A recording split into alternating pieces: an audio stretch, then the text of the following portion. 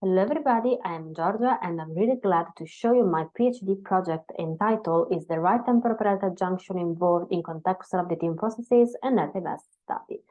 So the micro area in which my PhD project is comprised is the field of the cognitive neuroscience, whose general purpose is to study how the human brain works from a cognitive point of view.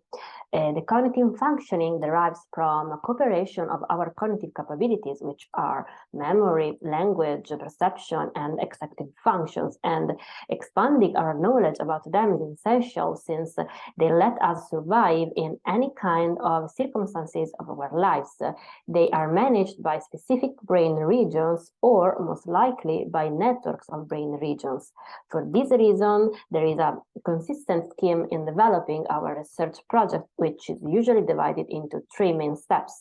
The first step consists of having a theoretical idea about a specific cognitive process, and in my case, we consider the updating process in visuospatial attentional context. Moving to the second step, it regards the possible brain regions that are thought to be involved in this process together with their timing of activation. And in my case, we consider the right temporal junction with late functional activations. But how can we demonstrate the relationship between the first and the second step? By means of the most suitable behavioral paradigm along with the most suitable research technique, which are in my project the spatial cueing task together with the transcranial magnetic stimulation. So now let's have a look at each node of my project, beginning from the contextual updating process. From the environment, we have to deal with a huge amount of information every day, but thanks to attentional mechanisms that create mental models based on past experience, we can predict the future and conduct appropriate behavior in many situations. But when we face the new information, the current model isn't appropriate anymore. So we need to update the current model in order to generate again appropriate predictions. So this is very briefly the explanation of the contextual updating process, but which brain region controls this process? So we consider the right temporal junction, which is located in the right hemisphere at the intersection of the right temporal and the right parietal lobe. And we know from the literature that it's recruited during attentional processes, but we still don't know which is its precise functional role.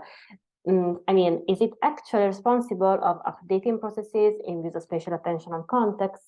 And to answer these questions, we decided to avail of the transcranial magnetic stimulation, which is this research technique which interferes with the normal functioning of specific brain region, so that the cognitive processes managed by this area, so the targeted area by the TMS, are affected. But how can we understand that these processes are affected?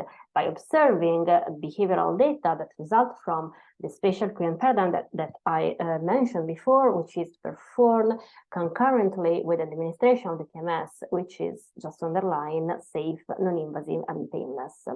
Moving to the results, we have preliminary results that seem to support our hypothesis. So they seem to support the engagement of RITPJ in these mechanisms.